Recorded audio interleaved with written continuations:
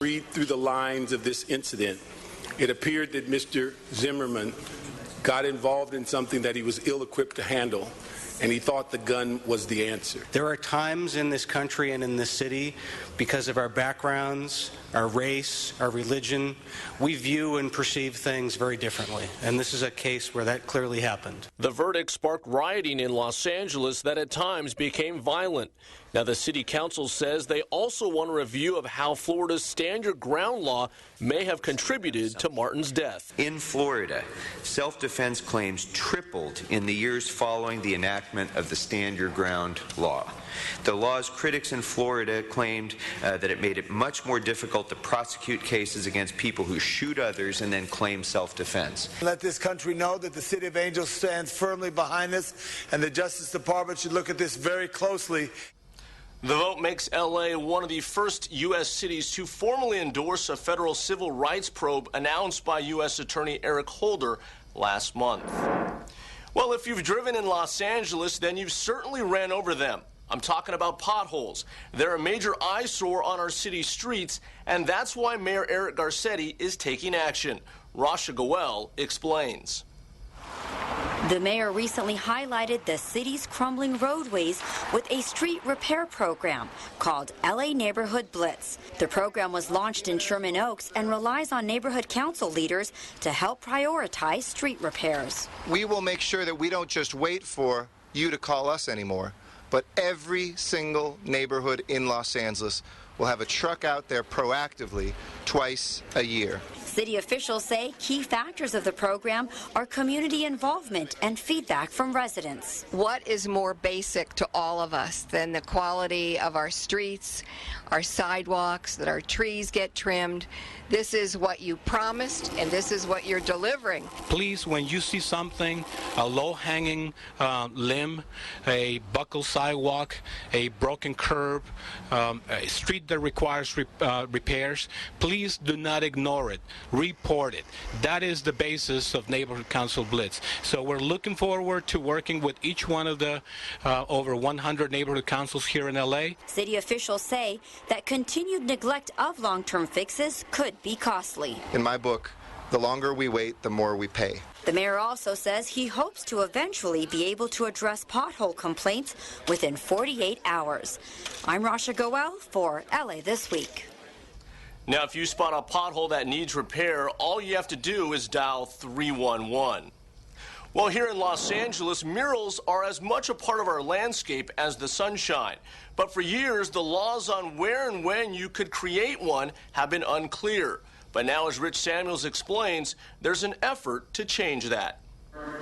Councilman Jose Huizar, in his first meeting as chair of the city's Planning and Land Use Management Committee, took on the task of revising the city's mural ordinance. When I was growing up in Boyle Heights and I would walk around and see some of the murals in Estrada Courts and other parts of Boyle Heights, they certainly educated me in terms of my identity and saw things on those walls. I would go back to my classroom the next day and ask what was that about, things I wasn't learning necessarily in the classroom. I think that art should be allowed to exist even outside white walls, such as murals on private property. My great uncle was David Alfaro Siqueiros, as everybody well knows, with the Olivera Street.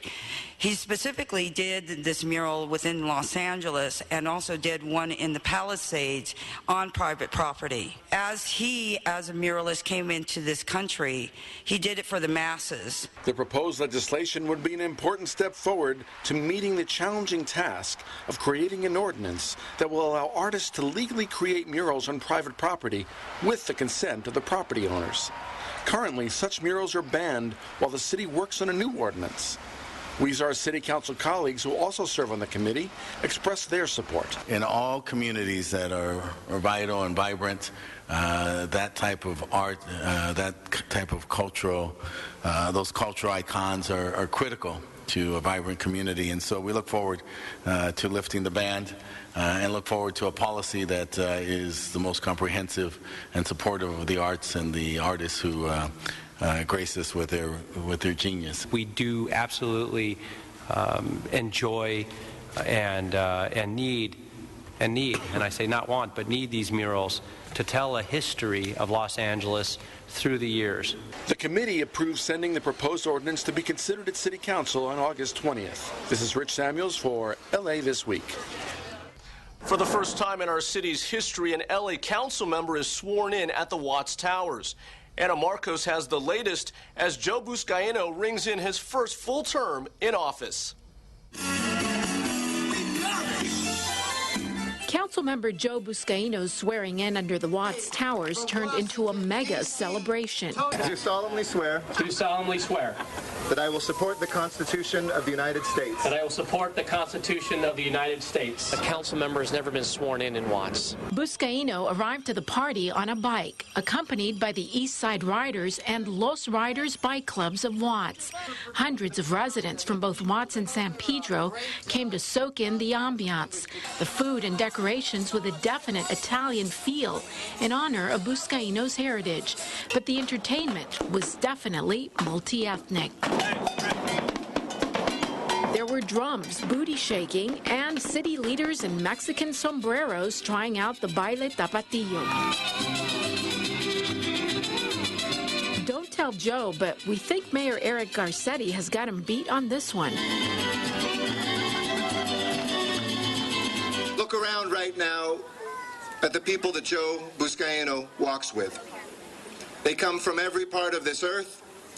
They're every color, every age, every gender. Though I'm very proud to be a lifelong San Pedran, I represent the entire district, and the affection I have for Watts is very real. In spite of the lighthearted party atmosphere, Buscaino is ready to roll up his sleeves and get to the serious business of running a district that includes LA's world-class seaport and the most humble housing developments in Watts.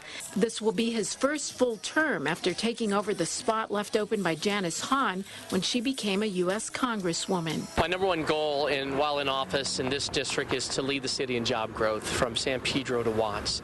And we're moving forward on waterfront redevelopment. We're adding park space, economic development, making sure we're safe. If people aren't safe in my district, they're not going to want to live here, invest here. And for the former cop, nothing warms his heart more than seeing Watts' crime figures going down. He plans to invest some $18 million in Watts in the next few years. Some improvements are already underway. I think that's what the residents of Los Angeles want. They want all their council members to act like senior lead officers. If there's a problem, they want them to be problem solvers. They want them to show up at their community meetings, at their neighborhood council meetings. We need to, again, celebrate the fact that we have a safer Watts. Watts has not been safe, this safe in decades. We need to celebrate that. For today, at least, they are celebrating before the hard work of running the district begins. I'm Ana Marcos for LA This Week.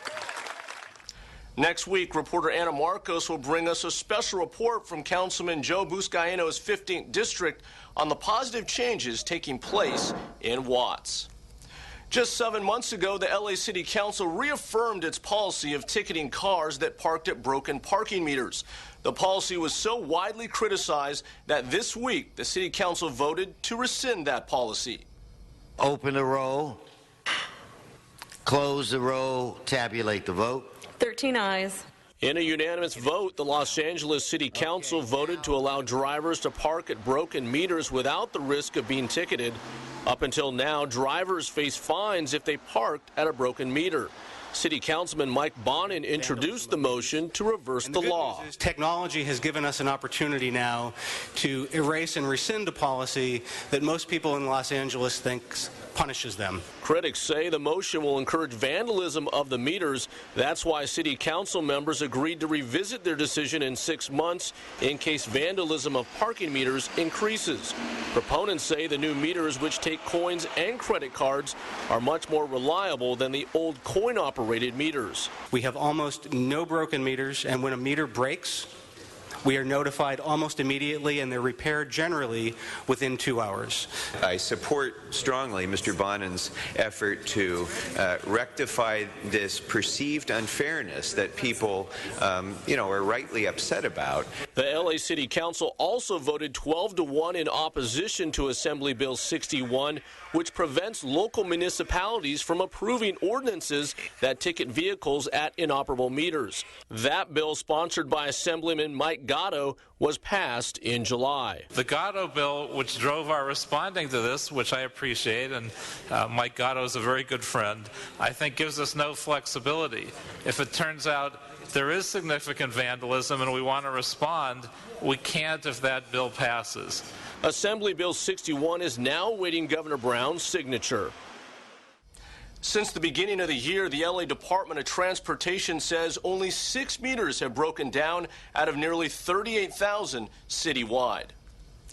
Learning softball from an Olympic gold medalist and providing housing for communities in need is just some of the stories this week on City Beat. First District Council member Gil Cedillo recently gave United States Housing and Urban Development Secretary Sean Donovan a tour of the MacArthur Park Metro Apartments. The transit-oriented development recently marked the completion of its first phase, which includes 90 large family units, 15,000 feet of ground floor retail, and 100 parking spaces for Metro commuters. The second phase of the project will break ground in December, directly above the MacArthur Park Red Line Station. 14th District Council member Jose Huizar announced plans for a new downtown Whole Foods Market at Carmel Partners' new luxury apartment project on Grand Avenue. The 42,000 square foot store is the first downtown location for the supermarket chain, which specializes in natural and organic foods. Huizar said that downtown Los Angeles is like a city within a city that needs a diverse range of services, including grocery stores. Huizar added that bringing Whole Foods to downtown is long-awaited news that represents a major coup for the area and is an investment in this rapidly growing urban market. In partnership with the Department of Recreation and Parks, the Natasha Watley Softball League is now in its 6th year. Watley, the two-time Olympic gold medalist and professional softball player, is teaching over 170 girls the fundamentals of the game. What it is a softball league for girls in South LA and at all the recreation centers from the City of Los Angeles Recreation and Parks, who also provide the fields that we play on, and also they provide all of the girls. Besides teaching the game, the softball league has other objectives as well. They're learning life skills. They're learning how to work with other people, working how to have teammates, how to communicate, learning leadership skills. They're learning, how to compete and how to have fun. The Los Angeles Department of Cultural Affairs says it has received a grant from the National Endowment of the Arts toward the creation of affordable artist housing in the Downtown Arts District. The $75,000 grant will provide access to affordable housing for artists and create a strategy that could be used in other communities. Downtown LA's Art District is a former industrial area that now includes performing and visual arts organizations, museums, and sound stages. Los Angeles is home to more working artists than any other city in the U.S. Old Fire Station 7 in Panorama City is getting a huge makeover. Rasha Goel has the latest on the positive changes taking place. Los Angeles officials recently broke ground on the site of the new Fire Station number 7. The new 16,000 square foot facility will serve the communities of Panorama City and Arleta. This groundbreaking is long overdue. This station is going to be 7 times as large, going to be able to handle 16 firefighters and paramedics and engine captains here at this station. What's great about it, they can be male, they can be female, it doesn't matter anymore, and that's wonderful. The new Fire Station number 7 will be replacing this old Fire Station number 7, which was built in 1950 and known as the Little House. The new station is going to be one of 19 fire stations being replaced through funding by a voter-approved proposition. Station 7 will not only allow our firefighters to do the best job that they can be, but it also represents the strengths and the values of our great city. Environmental sustainability, superior service, and effective government. When you look at people thinking about government being late and over budget, we're on time and under budget. We're doing something right in city government. Measure F is how we were able to build this station, are going to be able to build this station, but it wasn't even on the schedule. And we're not only going to build this station, but we're going to build the second station in my district to relieve the fire station on Silver. So thank you very much to the voters. Officials say Fire Station number 7 will better help serve the needs of a growing community. This is going to be a public safety hub out here in the city of Panorama, a place where we can have those CERT meetings, those community emergency response meetings, where people in the neighborhood can come in, ring the doorbell, and learn about public safety. We're going to be able to respond quicker out of there, more creature comforts, better be able to train and stuff. We've been in this little house going from, I think, what are we, like 1,700 square feet to 7,800 square feet of space. Fire Station number 7 is anticipated to open in 2015. I'm Rasha Goel for LA This Week. There's already plenty of excitement for the 2015 Special Olympics World Games that will be held right here in Los Angeles. As Gil Reyes reports, the President and First Lady will serve as honorary chairs for this international extravaganza.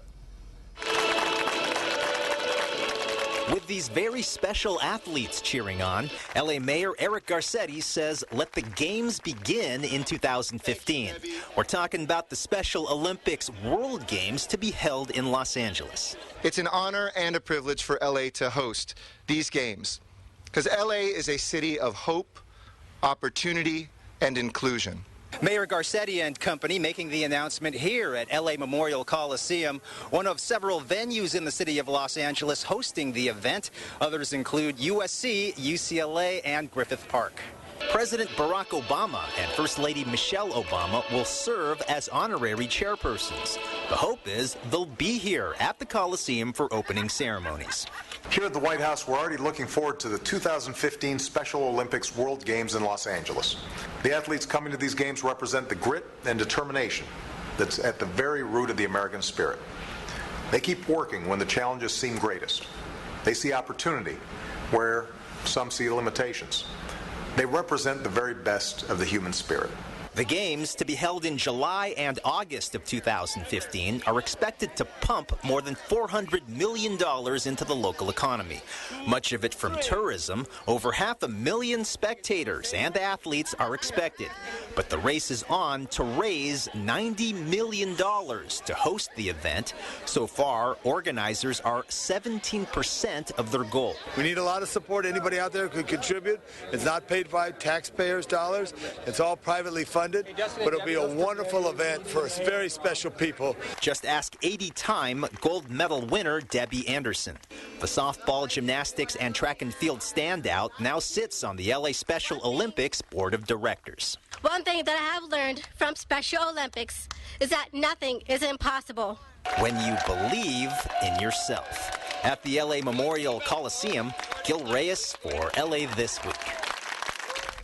The Special Olympics were founded by Eunice Kennedy Shriver in the 1960s. Here in Los Angeles, over 7,000 athletes will compete in 26 Olympic-style events. This week, you can take in movies, sock puppets, or Shakespeare. And if you've got plenty of free time, well, you can do all three. Rich Samuels has all the details in this week's Things to Do. This Friday and Saturday in Griffith Park, it's Shakespeare As You Like It. It's the latest installment of the Griffith Park Free Shakespeare Festival. As You Like It is one of Shakespeare's most popular comedies about a kingdom in chaos, but a place where the force of love reigns supreme. It all begins both days at 7 p.m.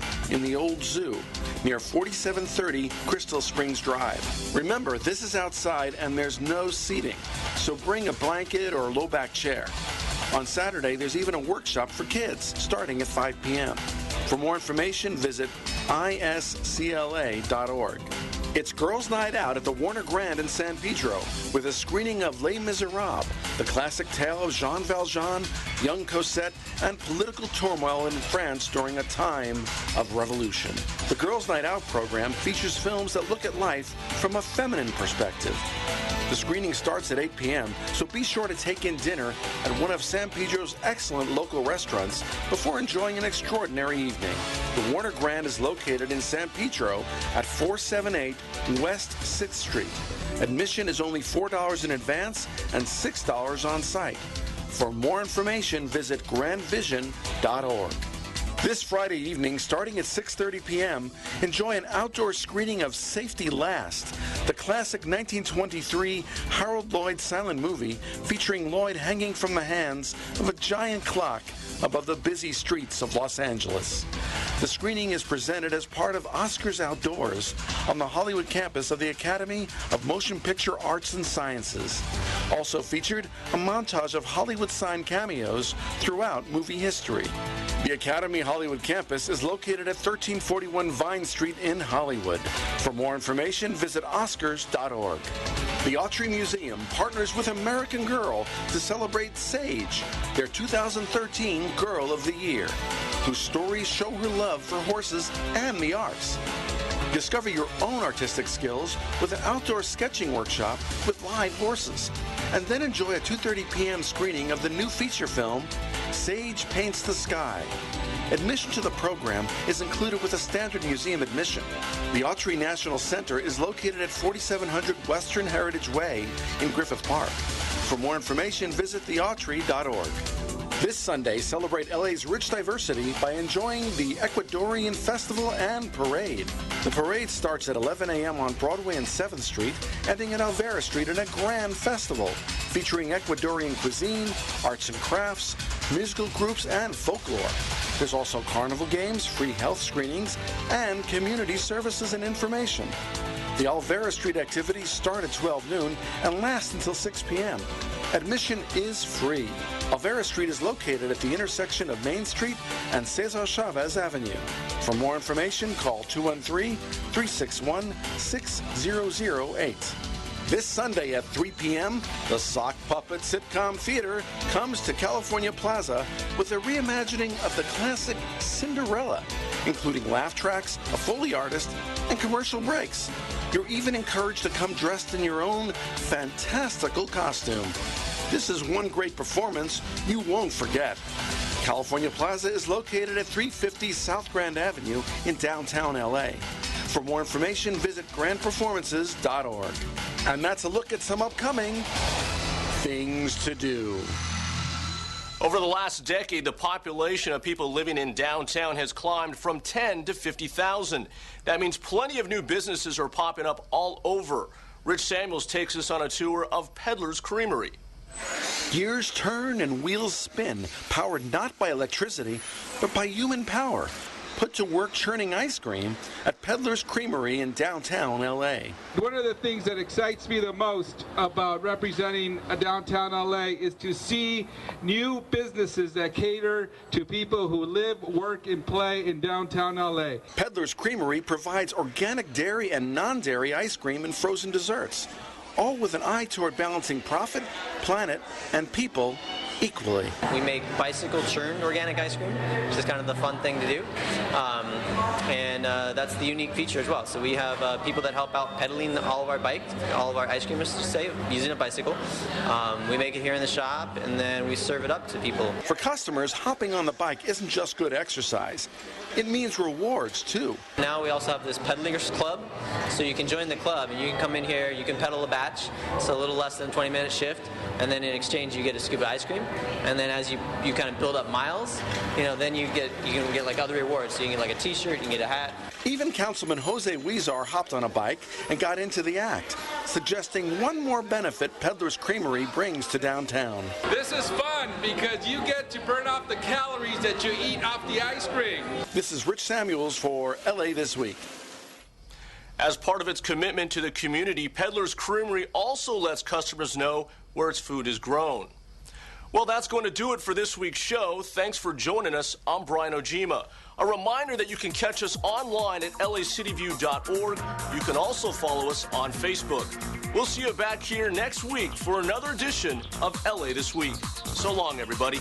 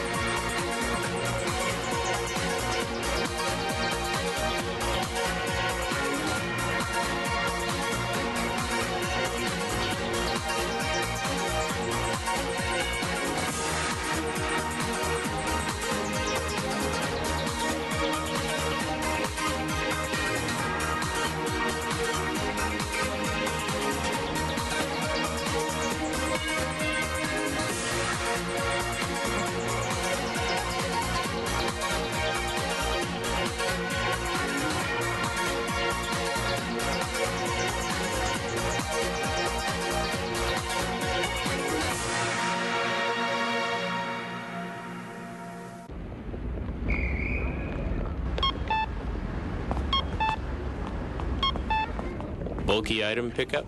Call 311, the toll-free number for non-emergency services. 311, your one call to City Hall. Hi, this is Anna Tarian. I design eco-friendly clothing in Sherman Oaks. To watch eco-friendly programming, watch Channel 35. Our city, our channel.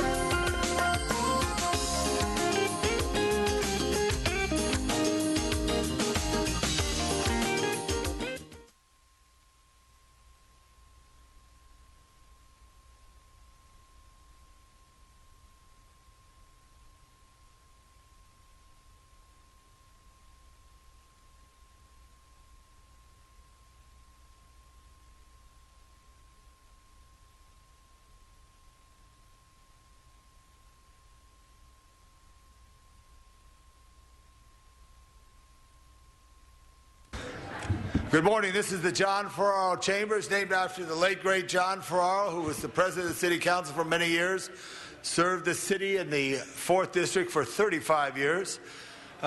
This chamber is named after him. We welcome everyone to Los Angeles City Hall, and those visiting know that they can visit the Tom Bradley Tower, named after our late, great Mayor Tom Bradley, and observe the city from atop. Mr. Clerk, we have how many members here right now, Mr. Clerk? Sir, we have 8 members. 8 members. Sergeants, could you check with their offices? And if you need backup, Detective Sergeant Harrietto will be there for you to check and call and bring those to chambers. Want to thank Ms. Martinez. Want to thank Mr. Bonnet, Mr. Buscaino, Mr. Cedillo of the first, Mr. Englander, Mr. Weezar, always. Mr. Kokore, Mr. Labange is here as well. I read my name there. And also Mr. Price. Mr. Fuentes is here. How many we got now? 10, sir. We got 10, 11, so sir. we're ready to start right now. Good morning. This is the Los Angeles City Council.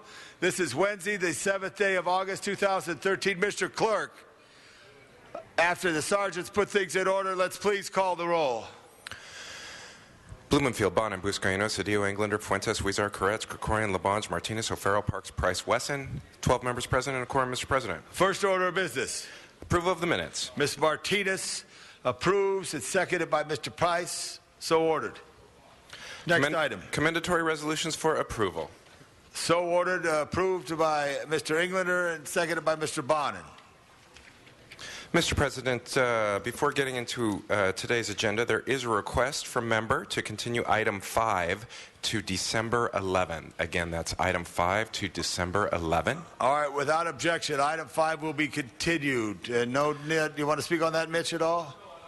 I was going to ask that we continue that for 2 weeks as well. Item 3 continued for 2 weeks. Any objection? Mr. President, items 1 through 4 are items noticed for public hearing.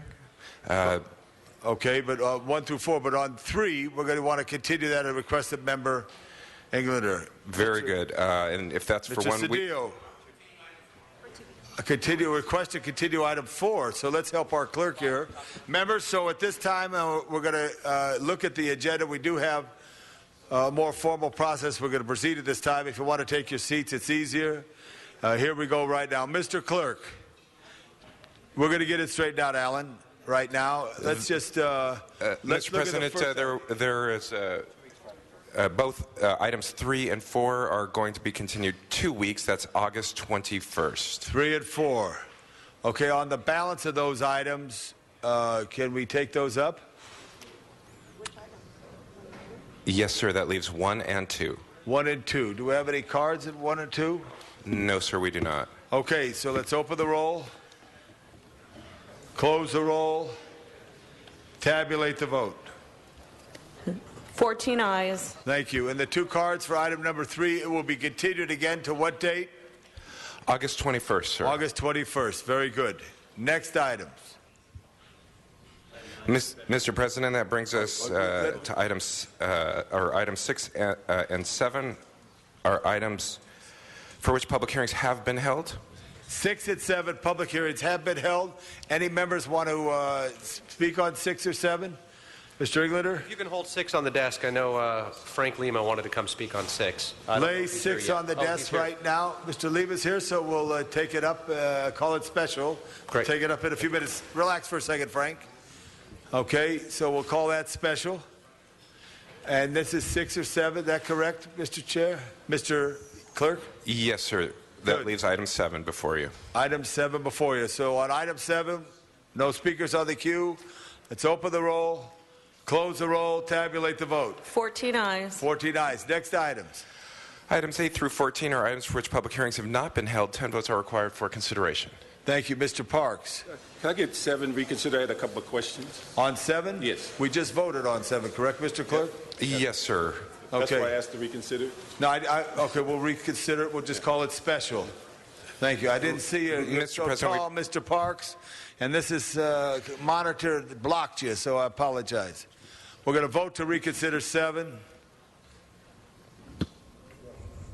Open the roll. Close the roll. Tabulate the vote. 14 ayes. 14 ayes. So call that special. Put it in the queue. Next item.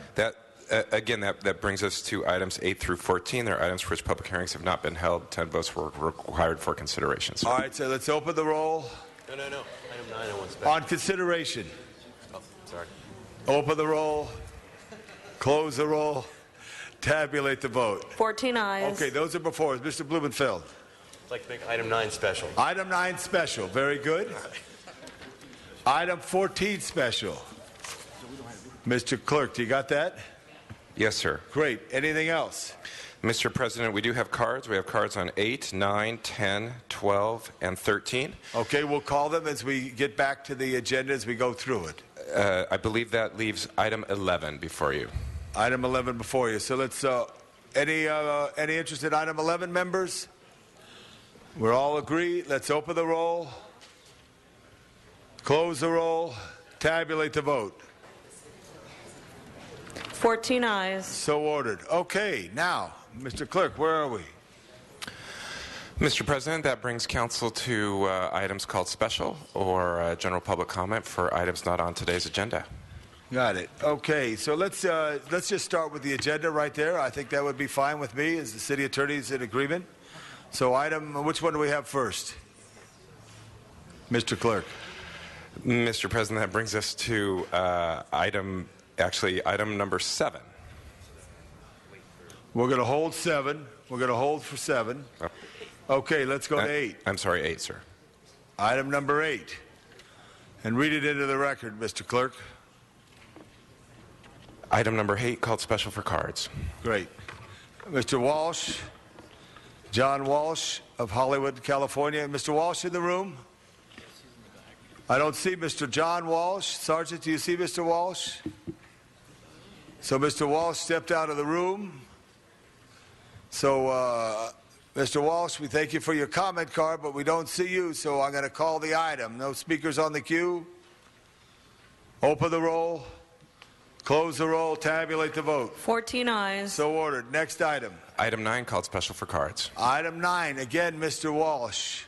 And we see Mr. Newman over there. Mr. Newman, check outside, see if Mr. Walsh is around. Mr. Walsh is not here.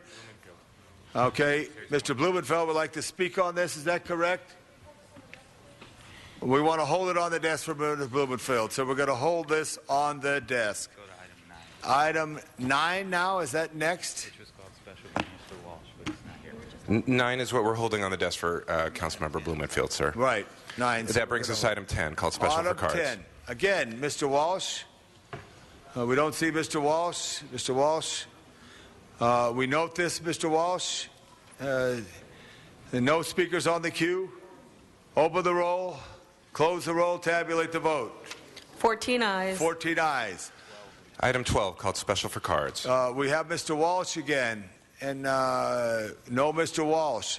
So, Brian, if you get a chance, check on Mr. Walsh. You know Mr. Walsh to see if he's out there. But we let's have no speakers on the queue. So open the roll, close the roll, tabulate the vote. 14 ayes. So ordered. Next item.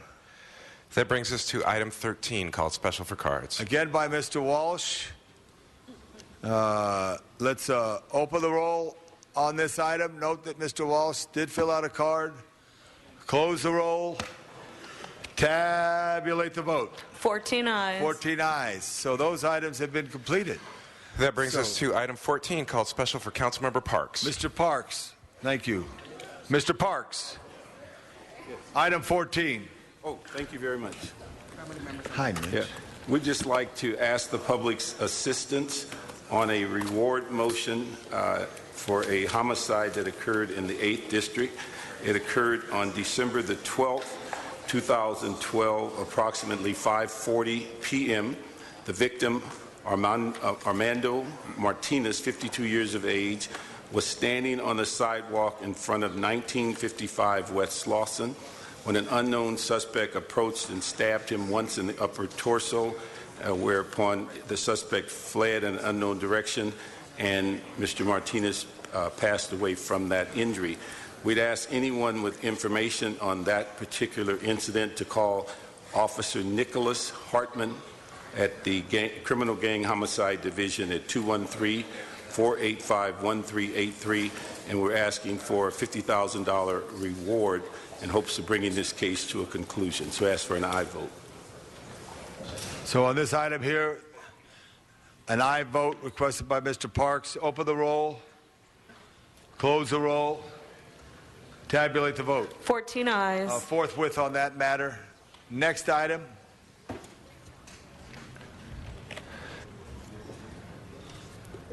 Mr. President, that brings us to item number 7, called special by Councilmember Parks. Item number 7, Mr. Parks.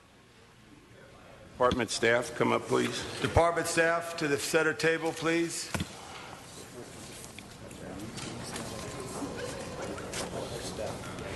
Staff's not here. Oh, LAPD says they're not. The staff's not here yet. Staff not here. What do you want on this issue here? You want to hold it, Mr. Parks? Yes, I'll hold it on the desk. Yes.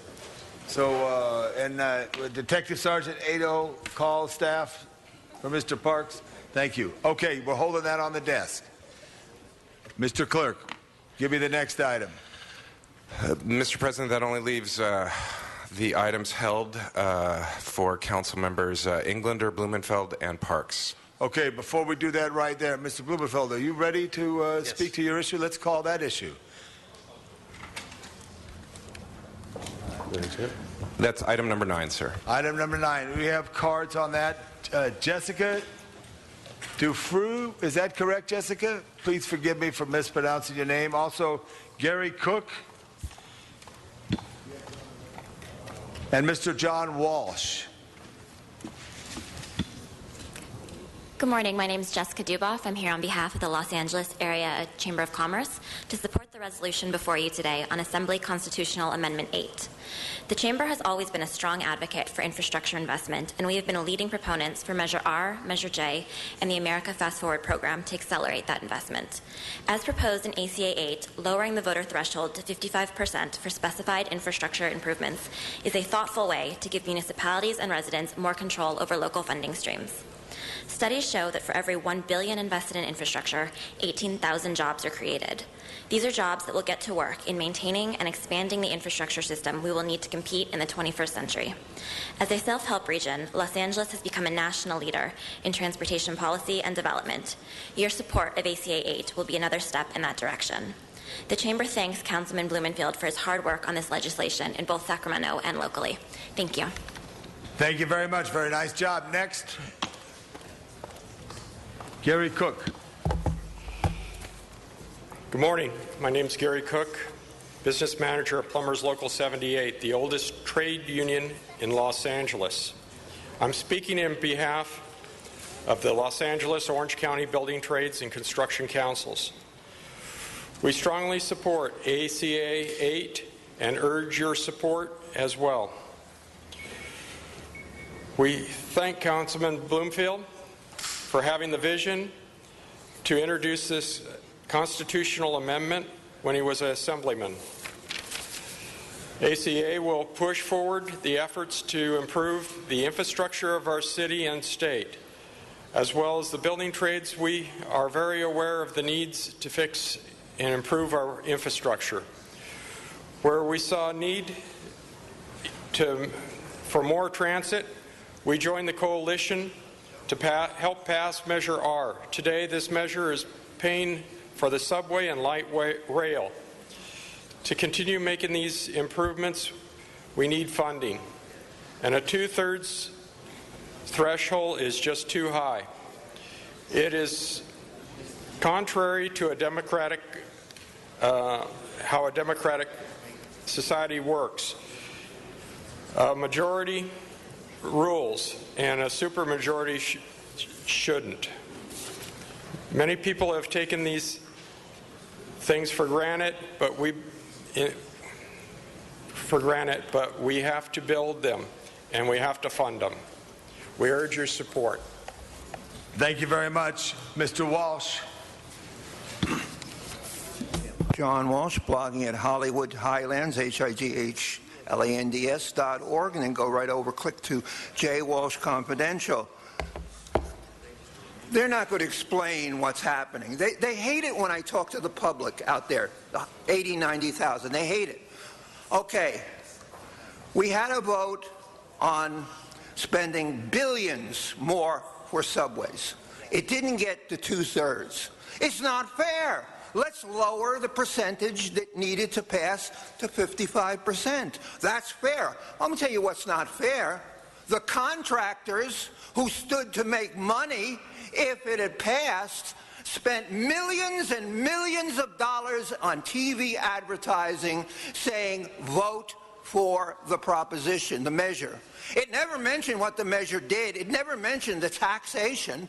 All it said is vote for it and you'll get free subways and free rail. Now, who's going to pay for this when we're all dead, except for these young gentlemen over here? And 50 years from now, these gentlemen will all be alive and we'll all be dead, and they'll be paying off for the subway that will have long since fallen apart. The subway was down yesterday. Someone committed suicide. There's a suicide epidemic on the subway. It's out of control. What I'm asking, now you're going to pass this, and we're going to get a chance, and what you want to do now is just load us up with debt, because you're all going to be out in 12 years, and the rest of us, especially these young gentlemen, I don't see any ladies, young ladies here, they're going to end up paying for all this. Now, 40 or 50 years ago, the people who were around then built a freeway system for us, and it's the greatest freeway system in the world. And we have the worst rail system in America. And I'll finish by saying, but it's today we carry fewer public transit riders, bus and rail, than we carried 25 years ago, bus only. What I'm saying is, despite the billions and billions of dollars, fewer and fewer people are taking public transit. It is going down because it is horribly, horribly inconvenient and dangerous, with people committing suicide yesterday. This is a tourist spot to commit suicide. That and walking on the boardwalk. HollywoodHighlands.org. That completes your comment, Mr. Walsh. Mr. Walsh, please note, Mr. Walsh, before you walk away, I did call your name on several items that we handled. I apologize. You were out of the room, probably at the mayor's office. Anyway, thank you very much for your comment. Mr. Blumenfeld, please. Thank you. And I want to thank all the folks who've come out in support of this, the folks who spoke out, and the folks who've been just really strong behind it. As you can see, we have an amazing coalition of folks, business leaders, labor leaders, public safety folks. This is one of those issues that crosses all sorts of bounds. I'm obviously asking us all here to support some legislation that I authored in Sacramento that is still working its way through the process. But the reason why I think it's one of the most important bills that's out there, certainly one of the most important bills of my legislative career, and the reason why is because of the impact that it can have on us here in Los Angeles. If we can lower the infrastructure, the threshold for infrastructure bonds, we can finally get out of that deficit that we have in terms of our infrastructure, get Los Angeles moving, and create jobs and build Los Angeles the way it needs to be built. This is one of the most critical pieces of legislation because it will allow us to do that forcefully. And I want to also make a special note to BizFed, Tracy Rafter. They really came on board. LABC came on board early and helped build this coalition, which is really unprecedented. And this ACA, where it is in the process, it got out of the Assembly with a 2/3 majority, unheard of. And the reason why it got out is because I folded it into the budget process, and we talked about in the budget process of trying to make up for the fact that we lost the CRAs and local government needed more tools to invest. And this is a tool that local government, us, can have to invest in our own future. This is about local control. It is about giving local government the power and local communities the power to make investments that they need to make in their future. So with that, the reason why I'm asking this council to get behind this measure, it is in a critical spot in the Senate. It just needs to get past the Senate, and we can get it onto the ballot in 14. What does it need? It needs a 2/3 vote in the Senate. There are some other measures as well with threshold lowering measures, but this one is the one that has the biggest coalition, has the best chance of passing, and is the one that's going to really build our infrastructure. So with that, I ask for your support on this measure. Thank you very much. And Mr. Buscaino, who's been a champion of this as far as infrastructure. Thank you. Thank you, Mr. President. And thank you, Mr. Blumenfeld, for your leadership on this issue. Colleagues, as chair of Public Works, our infrastructure is at a critical tipping point. Our stormwater and flood control systems need millions of dollars of improvements. 4,100 miles of sidewalks are in disrepair. 8,700 lane miles of our streets, nearly a third, are so badly damaged they must be fully reconstructed at an estimated cost of $3 billion. While that may seem like a lot of money, however, the cost of doing nothing is even higher. LA motorists are already paying an additional $750 every year in vehicle maintenance, increased fuel consumption, and accelerated depreciation due to the poor condition of our streets. Building, maintaining, and expanding infrastructure is one of the most basic core functions of local government, and is absolutely vital to ensuring a vibrant, thriving, and business-friendly city. Running water, flushing toilets, electricity, roads, bridges, tunnels. These are not frivolous or wasteful government projects. These are necessities for healthy urban environments. Modern, efficient, functioning infrastructure is not Republican, Democrat, or independent. It's just common sense. And unfortunately, California Constitution requires a supermajority of voters, 2/3, in order to pass local infrastructure bond measures. It's both unfair and unwise to allow such a small minority of voters to continue to block critical infrastructure projects that serve the common good. If approved by California voters, ACA 8 will lower the voter approval threshold on public infrastructure bond measures to 55%, allowing a solid majority to take local decisions on investments that will benefit their communities. And Bob, I want to commend you for your leadership and guidance on this issue and authorizing this measure while at the State Assembly and continuing to champion it and moving it forward. I'm looking forward to working with you, as long as our colleagues here, to send a message to your colleagues and our colleagues in Sacramento to move forward on this. Colleagues, I ask for your aye vote on this. Thank you. Thank you very much. Mr. Parks of the 8th District. I'd like to give just a little rebuttal on this issue. Is that I think one of the concerns I have, or several, is that when we look at this issue and we look at the last paragraph of the motion on page 1, you just wonder what would be the debt level in the state of California had the 33 local bonds pass, and whether we need to be looking at ways to go further in debt when we're in the process of looking at barely getting through a cycle of maybe even for dealing with an issue of bankruptcy. If we look at the city of LA, we have a budget roughly $7 billion. Only 1% of the budget is going to infrastructure. It appears that that's a priority issue versus an issue in which the public is not supportive. I also am very concerned that it's setting the priorities for the city's budget, that we continually look at ways to enhance public support of these issues so that we can move forward on using our $7 billion more appropriately. But I also am very, very concerned that when we go back and look at this issue, that we change the formula of 55 to 55%, when in effect we have had some success at reaching this 2/3 vote in the past. The other thing I bring to our attention is that many of the organizations that are supportive of this measure that are listed on the motion are not residents of the city of LA, and so I'm sure they are supportive in the fact that they're not going to carry the burden of debt that if this is successful and the city eventually uses it as a method. So I'm very concerned that we would lower the standard, because many times the minority percentage is what saves the municipality from unnecessary debt. All right, Mr. Parks. We also have Mr. Weezer of the 14th District. Thank you, brother. I appreciate it.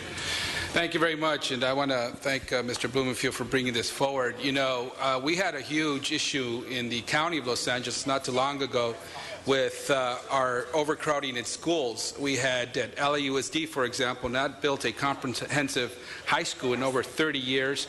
We had young people at elementary schools being bused across town, spending 4 or 5 hours a day on buses because there was not a neighborhood school. But when the threshold changed from a 2/3 to a 55%, that's when LAUSD was able to pass 4 bonds, and we now have and are building the necessary facilities for our young people. I think this will have the same effect for local government, since our aging infrastructure and the attempts in the past. Now this will allow us to follow in the footsteps of providing the necessary services here locally by asking Sacramento to give us the regulations necessary for local voters to decide what they would like to tax themselves with. Now, we do have to be cognizant, however, of how we're moving forward, not only with ourselves, as to what we're asking our property owners to tax themselves with. We also we have the Community College District, LAUSD, other local agencies who may be doing the same thing. When we looked at this in Public Works Committee a few years ago, we had asked for a report, and I don't think we received it, on what are in the last 10 years, all the bonds that have been issued that are now being placed upon our property owners. And that would help us evaluate, not only for our street and sidewalk efforts that Mr. Buscaino and Englander have been doing, but also we want to attack any other infrastructure issue here locally, give us a big long-term comprehensive view of what we're asking our voters to do. So if I could add to this, Mr. Blumenfield, ask the CLA and CAO to do a report back, just so that we have that information. I know I've spoken to you about this. Some of it's already available, but if the CLA, CAO could report to the council on the last 10 years what bonds have been successfully passed here locally, so that if the city goes out there, we know what burden the local property owners already have, and we can make those assessments. If we could do that as a friendly amendment, report back, Mr. Bloomfield. That's a Princeton man thinking. That's very good thinking. Very good thinking. Thank you, Mr. Weezer. Very good. Now, Mr. Kokorian, if you would. Thank you, Mr. President, and thank you, Mr. Blumenfield, for your leadership both in Sacramento on this issue and bringing it here today.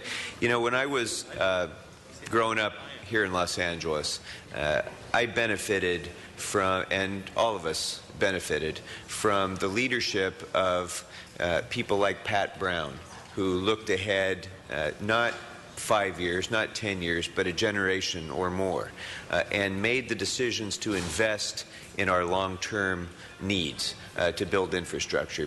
Built the great aqueducts, built the great universities and highway systems here in California. And yet, over the course of the ensuing decades, that infrastructure has aged and begun to crumble. And we, as leaders, too often have not made those long-term decisions to invest. And very often it's been because of restrictions like that which this measure is attempting to address. If a majority of Angelenos, if a supermajority of Angelenos makes the decision to invest in our future, makes the decision to invest in better streets, in bridges that are safer, in so many of the other infrastructure needs that we have here in Los Angeles, then why in the world should state law prohibit a majority of Angelenos from doing exactly what we know we need to do? So for that reason, I think it absolutely makes sense to lower this threshold so that local government can make decisions. I shouldn't say local government. The people of local communities can make a decision about the needs that they have for their own future. This is a step in the right direction. It's a small step in the right direction. We have to make a much broader commitment, actually, to our long-term infrastructure needs. And Mr. Englander and Mr. Buscaino, I want to again recognize the efforts that you've made in that regard here in Los Angeles with regard to our streets. But broadly across the board, we have such significant infrastructure needs, billions of dollars of deferred infrastructure investments. The passage of ACA 8 will enable the people of this community to act to meet those needs. And so I strongly, strongly support this measure. Thank you very much. There's no other speakers on the queue. I'll remind us all, this is the centennial of the greatest infrastructure activity Los Angeles had, the aqueduct that William Mulholland and many others built. So it's very timely. So we have no other speakers on the queue. I want to let you know the champions of Sherman Oaks, thank you for all the ball fields you bit, because they're the champions of Southern and Northern California from Sherman Oaks. Do you want to say something else, Mr. Blumenfield? Just to close? Just to close, but you could be real fast. We don't have to, you know, first I want, hit it out of the park. All right, well, I want to formally accept the amendment by my colleague, a friendly amendment to ask for a report. I think that's wise, and I'm happy to have that formally be accepted. And I also want to recognize my colleagues who've been working so hard on their infrastructure bond measure here, trying to get the sewers and streets, and this just works perfectly in tandem. So I'm really appreciative that you guys are on the case. And just to say, there's so many reports out there about our crumbling infrastructure, and that the link between our economy and our infrastructure is undeniable, and this will help move us forward. So thank you, and briefly. Thank you very much, Council Member. Very good. So on this issue, let's open the roll, close the roll, tabulate the vote. 14 ayes, 14 1 no. ayes. 1 no. 1 no. Okay, they get nothing. No, I won't say that. I won't say that. I'll say salute the champions from Sherman Oaks. Give them a big hand. They're going back to the Valley. They took the infrastructure of the Metro Rail down there. Sherman Oaks Little League, congratulations. Rick Orloff, get a shot of them for your column there.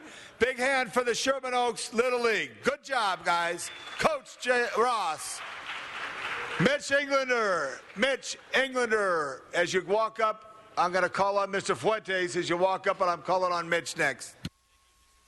I want to congratulate the Sherman Oaks Little League folks that are here. Not only are they looking sharp, but they rode the Metro Red Line in this morning like I did and Mike Bonin did. So you didn't do the Red Line, he did another one. But they rode in the Red Line, and I saw them get up for little old ladies. Thank you, guys. Well, they're taught well. That's good. But they're senior citizens now. We don't call them that there. I want to teach you there, Councilman. Okay. Thank you very much. They're only from Pasadena on the Gold Line that way. We love it. You guys can go back to play out in the valley. Have a good ride. Thank you, moms and dads, coaches. Good job. Now, Mitch Englander's right here with some other great young people. Absolutely. Real quick. Thank you very much, Mr. LaBonge. We've got an impromptu presentation, and this is actually very exciting. We started a program called E12, Excellence in Leadership Program, out of our office. And the purpose of the program, we created this high school leadership development program to train and cultivate the next generation of young leaders in our community. The curriculum of the program focuses on the growing need to integrate the public sector, businesses, and nonprofits in the community to encourage a collaborative effort, partnerships, and on projects that we work on throughout our community. The students behind me have learned how to navigate the network of public agencies, facilitate collaboration, and master interpersonal skills to succeed in academic and professional fields. Students learn how to solve real-world problems by integrating academic research, leveraging technology to develop public policy solutions, accessing census and zoning data to develop a community health assessment to target communities of need.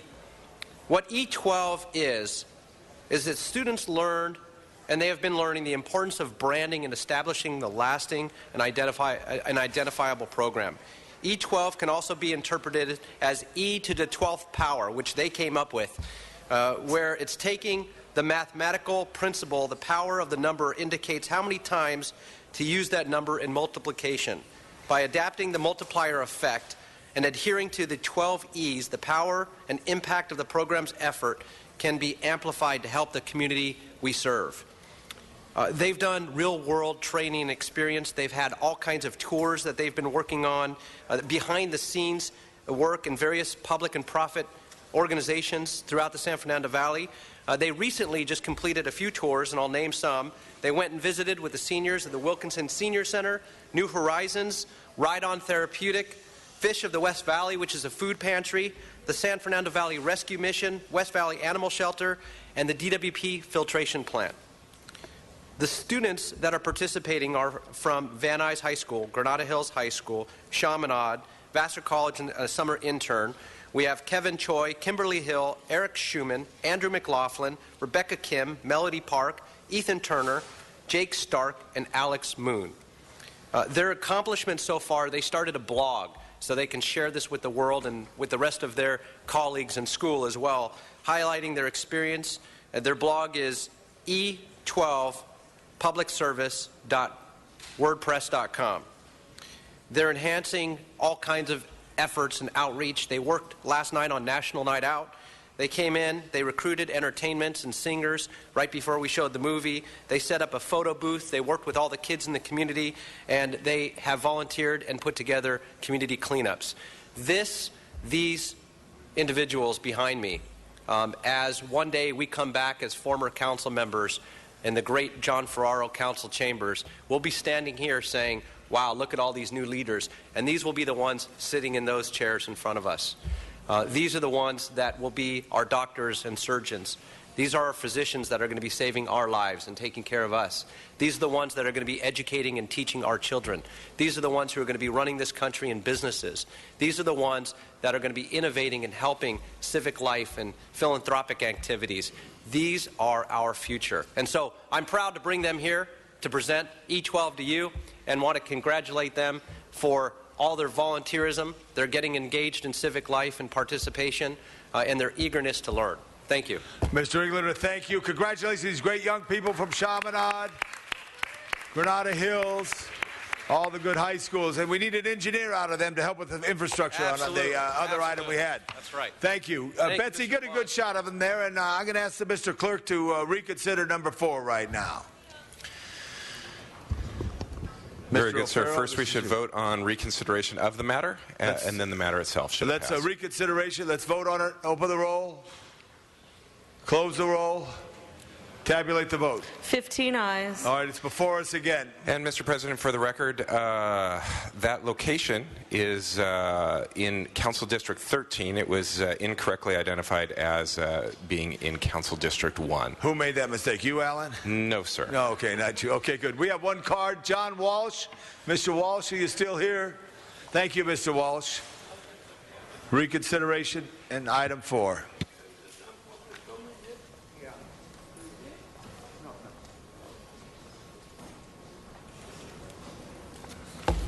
John Walsh, blogging at HollywoodHighlands.org. Always a pleasure to speak in front of Mr. LaBonge, Councilman LaBonge. And this concerns numero uno market. We do not have enough places to buy alcohol in this city. People, I know a little old lady in my neighborhood. She has to walk 100 inches to the nearest public convenience. It is your job to make sure that numero uno has all the alcohol in the world, and God forbid someone in your family is killed by a drunken driver who may have bought the alcohol at one of these places that you believe public convenience and public necessity that we have this alcohol. You are all, except for Mr. LaBonge, you are all garbage if you vote for this. Garbage. Next speaker is Sarah Stevens.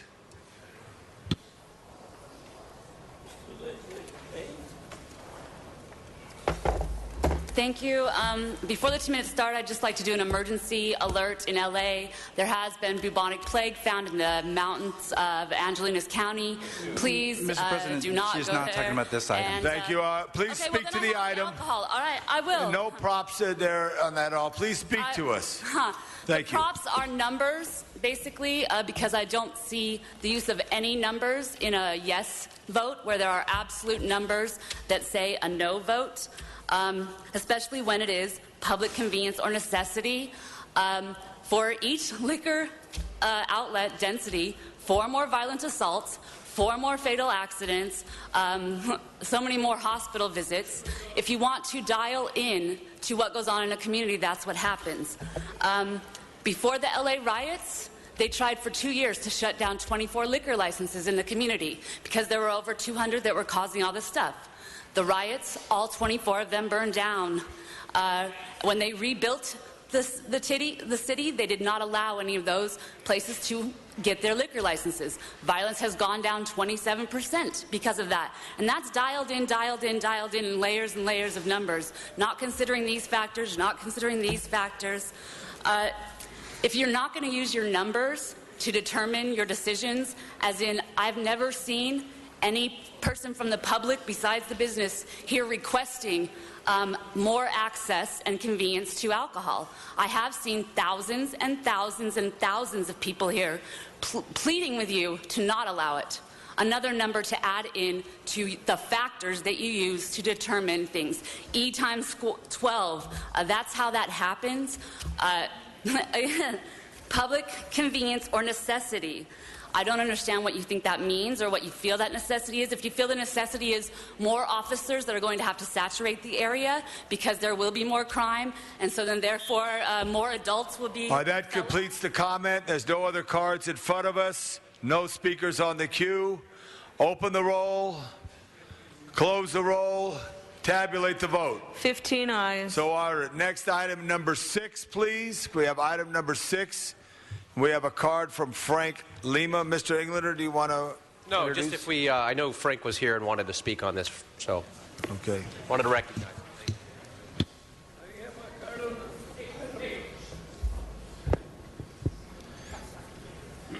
Thank you, Mr. LaBonge, Honorable Council. It's a pleasure to be standing here in front of you as the President of United Firefighters of Los Angeles City to simply come in here and say thank you. Thank you to each and every one of you for item number 6, consideration. A special thanks to our Public Safety Chairman, Mitch Englander, and our new council member, Felipe Fuentes, in Council District 7 for co-authoring and co-sponsoring item number 6. Very important to UFLAC because it's simply renaming a helispot in West Hills after one of our pilots, Glenn Smith. Special thing about Glenn Smith, he was the first African-American pilot that the LAFD ever had. He not only worked his way through the ranks, he became our chief pilot in all of our air operations. We sent some literature to this council yesterday where he had more of an in-depth bio on Mr. Smith. He was a man of integrity, he was a leader, and he died from a line of duty related death with cancer from the things that we're exposed to on a daily basis. His son, Stephen, works at Fire Station 94, a station that I worked many years at in the Crenshaw District, Lower Baldwin Hills Village. He's unfortunately not able to be here today because he's doing his civic duty with jury duty. But he is also a UFLAC member. On behalf of Glenn's son, Steve, on behalf of over 3,000 firefighters and paramedics, we urge a yes vote and wanted to say thank you to this council. Appreciate it. Thank you, Mr. Lima. My regards to all. We have 2 other speaker cards on this here. Mr. Sachs, you could come to the center aisle. You don't have to walk the long way. And remind you to have respect, as you always do. And Juan Acala is after Mr. Sachs. You can sit down, Mr. Juan. Relax for a few minutes. Yes, very quickly, thank you, Arnold Sachs, and congratulations for naming this LA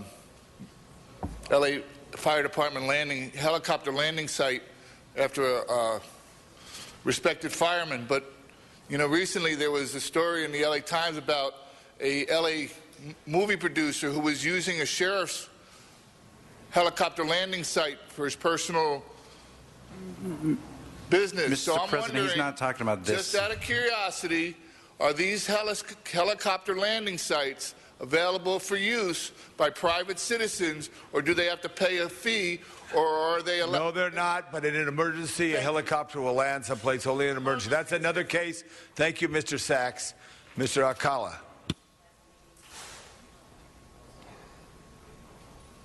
Well, it is commendable that you honor people that actually do something for the community, and people that are never there when you need them, but they always show up when you don't need them, such as the LAPD.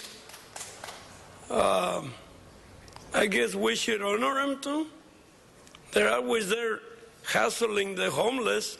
Mr. President, he is not talking about this. Thank you, Mr. Alcala. Thank you. That completes it. Mr. Englander, to close on this very special. Mr. Englander, to close. Great, thank you. I'll be brief. I just wanted to thank Frank for coming forward and addressing the naming of the helispot in Glenn's honor as well. And this is something near and dear to all of us. He not only was a true hero for the city of Los Angeles and a great firefighter, a great paramedic. He actually was cross-trained in a multitude of disciplines, an incredible biography and resume, and his whole family who's very engaged in public safety, his son as well. I can't think of a more fitting person to name an actual helispot after. This helispot, so you know, was a bit of controversy, and there was a community was really adamant about not having a helispot there at all unless it was only used for public safety. And not training exercises, but public safety. And this is a high fire severity zone. So every time a helicopter lands there, they're actually landing there because they're putting out a fire. They're there to save life and property. And they'll be thinking about Glenn every time they do a touch and go and they fill up. And so I ask for your aye vote. And this is very fitting. Thank you very much. Appreciate it. Glenn Smith was a great leader, and so proud to know him. Many incidents in Griffith Park. Very special thing, Mr. Englander. Thank you. No other speakers on the queue. Let's open the roll, close the roll, tabulate the vote. 15 ayes. So ordered, and expedite forthwith to the mayor. Next item. That brings us to item number 7, called special for Councilmember Parks. Mr. Parks. Thank you. Have the department staff come up, please.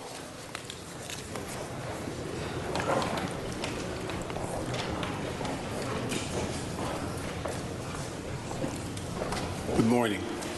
I just wanted to get a couple of things clarified. This issue has come up over and over again, but one of the concerns, or several of the concerns I have, is that in dealing with the color of the weapon, whether an officer We're asking them in the middle of a dynamic situation of a split-second decision for them to make a decision of whether the color of the weapon is more dangerous than another color, and particularly that we have information that gun manufacturers are now making real guns in different colors, which makes it even more difficult.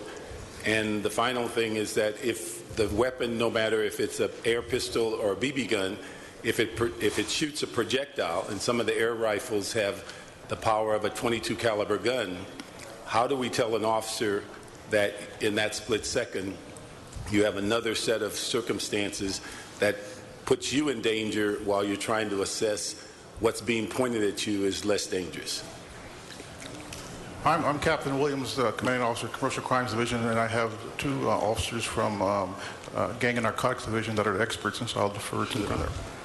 You know, sir, we're not going to change our department policy on use of force. You bring up some very good points. However, what occurred back in, I think it was November of 2010, if there's anything we can do to stop that from happening again, where a 14-year-old boy was shot by LAPD, and he had in his possession a plastic airsoft gun. That's what we're looking to do, to prevent. Chief Beck has been behind this from the get-go. We've been up to the state of California looking for a new state law. We didn't get that, but they did allow us to change one of the government code sections to let us be a little bit tougher on the airsoft guns. Go ahead. But what I'm concerned about is that in an effort, and I think even in the department report it says it may prevent a future officer-involved shooting, but on the other hand, it may cause a major injury or death to law enforcement. And I don't know if that's, in my judgment, a proper balance. Again, the bad guys, anyone could have painted a gun blue, orange, or pink over the last 20, 30 years. We're not seeing a lot of that occur. It is going to be the totality of the circumstances as the officers encounter these, either the kids or the bad guys with these firearms or these airsoft guns. We are going to do training with LAPD to give them a heads up on what we're doing or what we're trying to do in the city of Los Angeles. And again, as you know, sir, we've got the best officers in the world. They'll be fine. Yeah. Well, I think we have the best officers in the world, but I'd hate to see we handcuff them and put them in a more dangerous situation than they should be, because it's really their reaction to the actions of the suspect. And from my point of view, which may be limited, but my point of view, if somebody points something at you that looks like a gun, that you have a certain defense mechanism to defend yourself and your partner in the community and sort out whether that person that pointed that object that looked like a gun is a real gun, play gun, a purple gun, a red gun. But I don't think you have that chance on the front end while you're in that dynamic split-second decision. And any hesitation that we put in that officer's mind, and then we later bemoan the fact to the family, that's the first officer that died from a real gun that looked like a play gun. Sir, I think this harkens back to the issue of the proper amount of training, and with something like this coming into play, it just causes the department as a whole to readdress and reassess those training issues. I don't feel that it's a whole lot different than an officer making a split decision if he were confronted with a knife. And it comes down to the training we provide our officers regarding cover and concealment when they enter a situation to try and circumvent something like that from occurring. But I know that Chief Beck has supported this from the beginning and continues to do so. And I would say that there's going to be a component of training added to this to limit it. But if we're farther down the road than we were yesterday on events similar to what occurred in 2010 with this ordinance, then I feel it's a good thing. Okay. All right, Mr. Parks, if you want to push your button again. Okay. Okay. Mr. Blumenfeld? Not okay. Mr. Cedillo? We addressed this matter in... you got to stand up, Gil. Thank you. I'm happy to. We addressed this matter in the legislature. We're happy to support you and the chief. My only question is, are there more things we can do? Because the concerns were raised. The production of real weapons and toy weapons are producing things that look identical.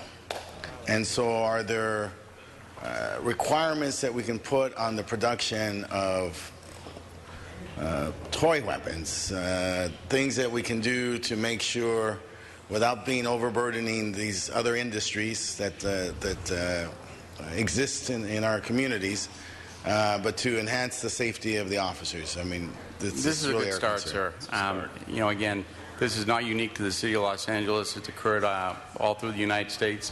What we need is we'd like to see the state pick up a little bit of the slack between what the city of Los Angeles can do. It'd be nice to see them jump on board somewhere down the road and copy what we're doing. We tried to do it at a state level, we couldn't. But this is a very good start. The toy industry, the paintball industry, and the airsoft, they've grown leaps and bounds over the last probably 10, 15 years. And you cannot tell the difference between these guns. And they're, again, as Councilmember Park said, they are getting to the point where they're dangerous, whether they're being pointed at a person either at this distance or a little bit further, 30 yards. So it's a good start. And one time we didn't have plastic red tips on some of these replica firearms, and now we do. So with the advent of this, coloring them, I think it's one more positive step in the right direction to try and limit the type of incidents we experienced in 2010. And the last piece is this is for the LA County area. They're changing the government code. So if the city of Los Angeles does it, we are hoping that other entities within the county follow suit. Very good. Mr. Parks, for a second time. Thank you. I just wanted to comment on one issue when you made the comment about the knives. Knives are somewhat different in the fact that you have distance and people have to throw it. This is a projectile that can be shot from the distance of a person that is aiming at you, which makes it a little different. What I'm concerned about is when you train officers and tell them their identification of a color makes them more safe than another color. We're making them make a decision that they don't have all the information on. And that's what my concern is. And I don't know how much training we can give them, particularly in a split-second decision that you see something. And as you know, handling shootings, most times you're talking about split-second where you see a blur, you see a movement, you see a shiny object, you see a lot of things quickly, you assess them. You have no ability to see if there's a hole in the barrel or anything else. And as we've seen some of the replicas, they look identical to regular guns. But to give an officer a situation that red means something different than a blue steel, I just think we put him at a dangerous disadvantage. You raise a salient issue, Councilman, but again, I think it comes down to a great degree of training, experience on the part of the individual officer, and we play like we scrimmage. If you treat each situation the same every time you approach a door, expecting that there may be somebody on the other side of that door that has it in for you, then you're going to approach every situation the same. And whether the person takes out an airsoft pistol or a real firearm, if you've provided the proper training to teach the officers the difference between cover and concealment, and granted, they are split-second decisions, we can only hope for the best, but this is definitely a step in the right direction. Lieutenant and Sergeant Captain, thank you all for your comments. There's no other speakers on the queue. Let's open the roll on this. Close the roll. Tabulate the vote. 14 ayes, 1 no. Okay. Set it forthwith on that item. Note, Mr. Sachs and Mr. Alcala, this was heard in committee. No comment on this item here. Will be attached to the file. Members, now we're at public comment. I'd like to call up Mr. Walsh, followed by Richard Robinson.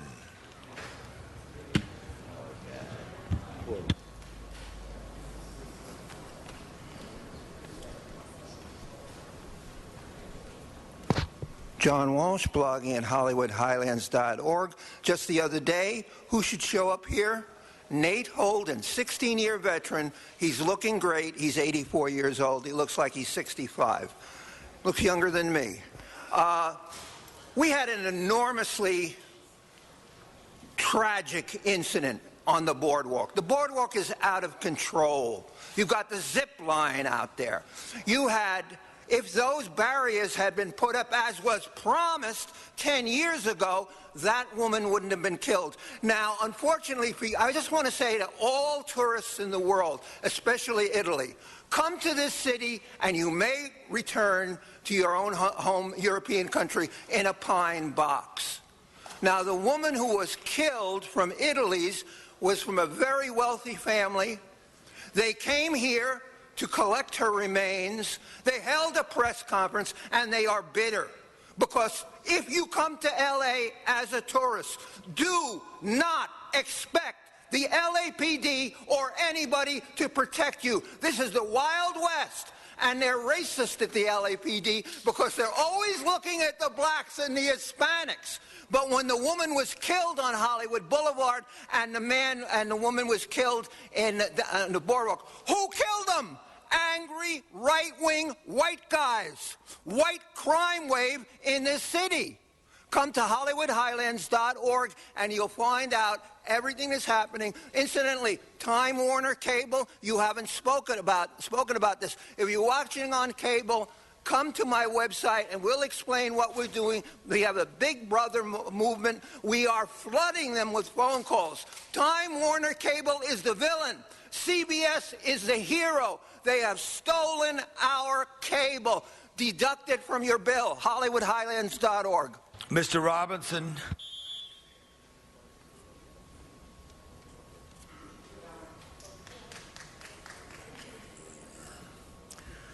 Mr. President, members, Richard Robinson, New Age Christian. Sir, what started the Big Bang? Question mark. Einstein in his classrooms was often asked by his students if he believes in God. He says, quote, that started the Big Bang, I call the Creator, unquote. In Einstein's search for a unifying theory of all being, after studying Newtonian physics, quantum physics, in his search, energy equals matter multiplied by the speed of light multiplied by itself. E equals mc squared, his theory of relativity. E equals... Mr. President, although the laws of physics apply to the City of Los Angeles, it's not within the jurisdiction of the City of Los Angeles. Try to focus on our district, Richard. On the city. Point is significantly, assiduously to the point here. When we multiply the speed of light by itself, 186,282 miles per second, we get more than 14 billion miles per second.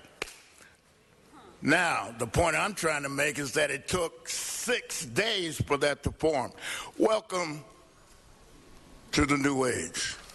Arnold Sachs, Lenox, California. Thank you for the numbers here. Followed by Juana Cala. Come on, Arnold.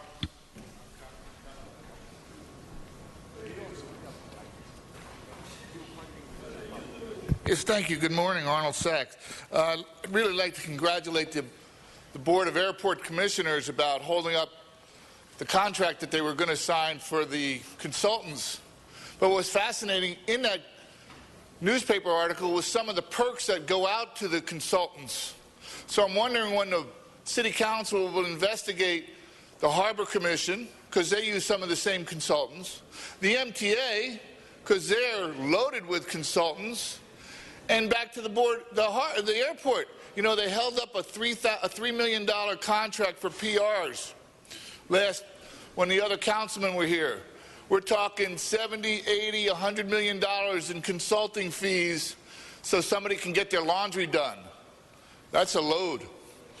Now, and then there was a story, another columnist, Steve Lopez, wrote about a situation with Parkway Gardens. And in the story, he writes that he spoke to somebody from Mr. Koretz's office, asking the city to do something in case someone broke their neck. and I'm quoting from the story here in the newspaper, the city stopped complete repairs of sidewalks roughly 3 years ago. Well, I see a lot of motions and I see a lot of gas generated by the city council about the repair of sidewalks. But Mr. Koretz's office says you stopped repairs 3 years ago. So what's the money being spent on? I'm quoting from the newspaper story in the LA Times. And finally, Mr. City Attorney, just for you, when the city council decided to spend money on a streetcar and the use of Measure R dollars, you would be subject to know that Measure R dollars are not available to the city council to use. Measure R local return dollars are available to the city council to use as they wish. So if you can't figure that out, please don't tell the public that they're off the topic. Juan Ayala, next speaker.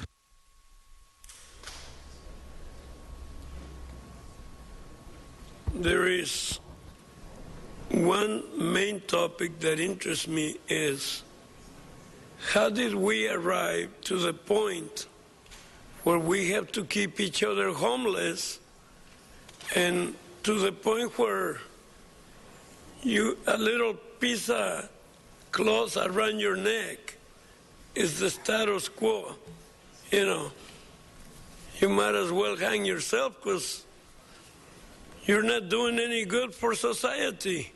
You're actually keeping everybody as slaves to rent and mortgage and all those idiotic ideas. And look at the city attorney guy not listening at all. But he's always ready to interrupt. You're not on the subject. Mr. Attorney, you're not on the subject at all.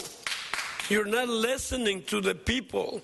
The people are telling you we need housing for everybody and we need to invent a system that will do that.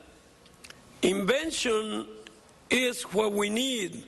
We don't need people inventing policies to remove the money out of every citizen's pocket. You do not fix the streets and you keep asking money for fixing the streets. You don't do a damn thing out there, but you always have a way to collect people's money. I always hear about millions and billions and trillions going out to institutions like the banks and city halls and everything. What's going to the people? Excrement. That's, you know, the people have to eat excrement. Oh, now let's call on Patricia Mendoza. Is Patricia here? Yes. Thank you, Patricia. Followed by, I want to say Hadle on West 66th Street. Tiro? No. Theo? Patricia, it's your turn right now. I just have a question, sir, before you give me... Oh, am I being already? Yeah, just go for it. Real quick, I'm here because between 2 years ago, I came here. I met with Jan Perry. She gave me an appointment, and she set me up with this guy, Mike Hernandez. This is in regards to a client that has a business at the Garment District. Her kid was kidnapped on a Saturday between 12th and Maple. Her business was burned, so when the landlords in the Garment Districts no longer want the tenants, they pay these bad people. They're like Hispanic people, they're immigrants, and they're running the Garment District like gang members. LAPD on 6th and Wall Street are aware. The reason I'm here today, because I have it right here, sir, like a tattoo, and in my heart. I'm not angry, I'm not upset. I'm upset at myself because I'm the one that has the power, that I should have filed a complaint in the letter. I would like Mike Hernandez to be fired. I feel that he is a problem here at City Hall for all the things that he said within 1 hour regarding how this lady asked him, what can you do for me regarding that my son was kidnapped? Detectives are ignoring me. So what's going on in the district, at the downtown at the Garment District, I would like to tell the city councils, the same thing that's going on in Mexico, which we all know, the Zeta, that's what they're doing. They're killing innocent people at this alley. I have witnesses, I have clients, I have evidence. When I sat with Mike Hernandez, sir, with all due respect, he sat down, wasn't a gang member, and so what? There's nothing we can do, and yeah, big deal. He thinks he's up here. To me, with my experience, sir, 25 years working in the law office, he is a liability and he's for a lawsuit of everything what came out of his mouth. I don't understand. His past, he did good, then bad, and you guys rewarding him with having him here as a what? Paying him as a salary to put us the Latinos down? I want him out. Sid Macedonian. Maxasudian, I'm sorry, Sid. Again, you could call me Labangi if you want. It's all right. Thank you. Good morning, council members. I'm here again for the third time. All I'm trying to do is bring the attention to Mr. Huizar. Mr. Huizar, you could do a lot. Like I said yesterday, I'm trying to extend an olive branch to every member of this council on behalf of those 11 merchants. They have nothing to do with the politics of Dilijani Shahram or Mr. Pilavjian, even though that I represent the St. Vincent and those 11 merchants. But I did many, many phone calls. I met many people as your staff directed me. I've done my job, and I will continue to do my job as politely and as vigilant. But people can talk to one another. All I'm asking your office, and also Mr. President, he should direct his comments to the council. Correct. Right to me. Right to me. I apologize. I apologize. All right, we accept your apology. All I ask this council and Mr. Huizar's office, and also Mr. Buscanio's, because he is in charge of the Mr. Huizar, Mr. Public Works chair, that somehow we all get together. My phone number is available with the staff members. My calendar is clear. I have assurances and guarantees by Mr. Pilavjian, the money, the funds, everything that this city, the engineers, and the offices of both have designed and put together.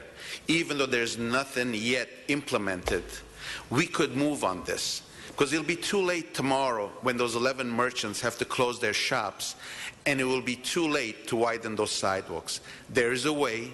I do have a plan, and the plan is a compromise. Benefit is that the city will come out of this looking great. That street will be developed, and no penny from the taxpayers' pockets will be funded fully by Mr. Pilavjian. And I urge you, council members, please, this is not personal. It's about those 11 merchants and the extended families. I completed thank you for your comment. Thank you, Henry Marine. Henry, here we go. I'm calling you, Henry, right now. I'm calling you, Henry, right now.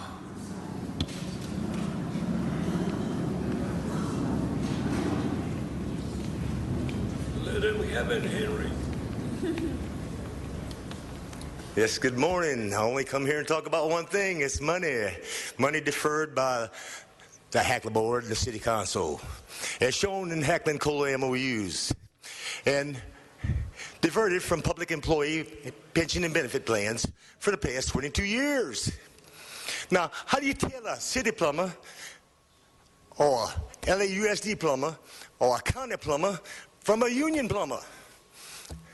You look at his W-2, because they tell you who he's related to, directly and indirectly. And we know the city, the union has been using our money indirectly for the benefit of city and Hackler employees. IRS defines an hour of service as any hour paid directly by an employer as a benefit or for back pay, or any hour paid as a benefit based on contributions by an employer, directly or indirectly, such as a trust or an insurance policy. So you know the union ain't providing me no money. He ain't my pimp, principal and interest money provider. We the people are my principal and interest money providers. Now come on, wake up. I got 34 seconds left. You have 35. What's happening here? Pimp, principal and interest money providers. Just like ERISA, Employee Retirement Income Security Act. ERIP, Employee Retirement Income Protection. GAY, Government Account Yearly. Thank you. Theo Heidel, is that correct, Theo? Thank you. I'm going to speak on a non-agenda item. Public comment, whatever you want to speak about that has any relationship to the city of Los Angeles, we will listen. Okay, thanks. This is your time right now.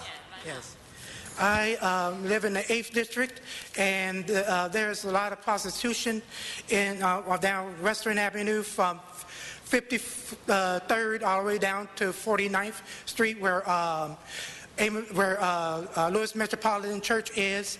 And there's a young lady, she's a Hawaiian girl, she's standing on 53rd and Western Avenue by the Catholic Church there, and she always selling herself and running up to the cars and trying to get in them, and the guys take off. And it's not right for her to be standing there trying to sell her body.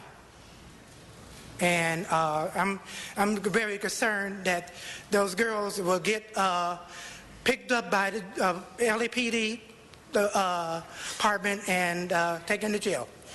I want the prostitution to stop on Western Avenue, south of 54th Street. That's all I have to say. Thank you very much. The councilman of the district will have his deputy see you. I want to have next here Brian. Is Brian here? Brian? Ben? Come on up, Brian. Yeah. Pronounce your last name for me. Yeah, Barajas. Barajas. Yeah. Okay, I'm going to turn in something new for you guys. This is LaRouche PAC call to action. Beware guns and bank runs of August. Now, I think what people have to be aware of, what we're facing. Now, I'll give you an indication of this. Ask yourself, where is General Martin Dempsey, our Joint Chiefs of Staff right now? He's actually in Israel trying to tell Netanyahu not to start thermonuclear World War III. Now that's the issue. If you want to destroy the civilization, then you will do nothing to impose Glass-Steagall. Glass-Steagall now will bankrupt an empire called, well, it's a subsidiary, but intentionally you want to destroy Wall Street effectively. Glass-Steagall, as now put forth by Roger Hernandez in the state of California to ACR 73, California has become the 25th state in the union to call Congress to reinstate Glass-Steagall. The reimplementation of Glass-Steagall will bankrupt and save civilization. These derivatives markets, the quadrillions, the debts, everything which is leading to World War III can be effectively pulled back with the implementation of H.R. 129, S-985, S-1282, and we could get back with physical economy, real productive work. We don't have to kill people at the expense of Wall Street. That's treason. Luisa Mavropoulos. Thank you.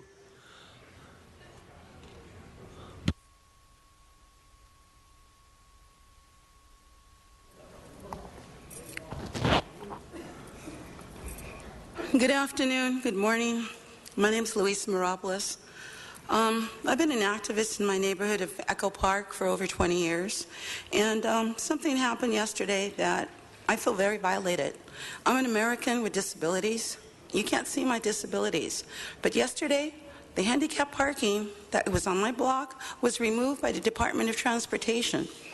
One thing I have learned from the City Council, from coming here over the years and listening to your process, is that federal law trumps city law. So my question to you today is, how, if I am protected as an American with disabilities under the federal law, how does the city come out and remove a handicap parking?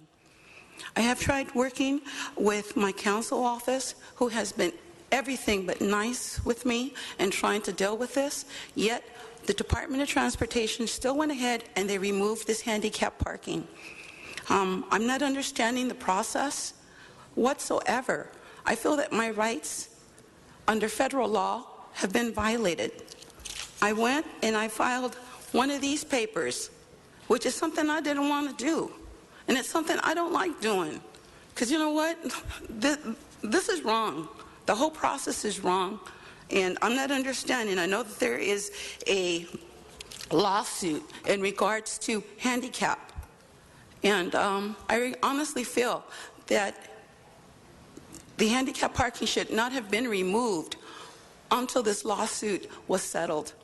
So bottom line is, I'm feeling violated, and federal law, the city has violated federal law.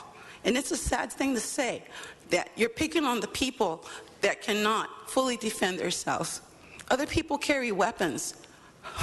I don't carry anything but my mouthpiece. And guess what? Right now, it's not working. Now, Mr. O'Farrell, the councilman, excuse me, Mr. O'Farrell, your councilman wants to speak with you at the ropes, but he did want to tell you that he is actively being involved. Mitch?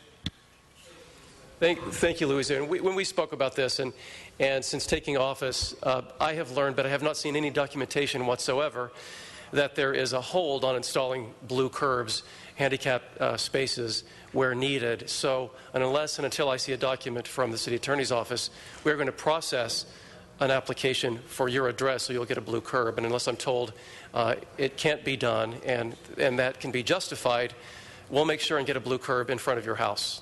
Thank you so much. Thank you. Thank you, Mitch, for your leadership Thank you very much. with your team. I greatly appreciate you helping me. I greatly appreciate it. This is why we have public comment. We want to help people when they have comments. Ms. Stevens for the final card today. Thank you. Thank you. I guess this is the time for the emergency alert. Just as far as the parks and stuff, do watch yourself in the wooded areas. The bubonic plague is carried by fleas. So, you know, who knows how many fleas I guess there is being dusting done. But I would watch it for a while. Bubonic plague is serious. We have vaccines for it now, I assume, but 25 million people were taken out.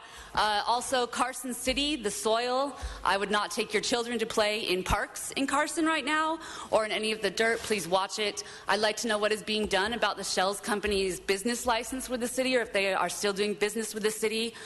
Carson, the area where you guys wanted to put the Raiders' new arena, the dirt there is now completely toxic. The mayor has called for a state of emergency.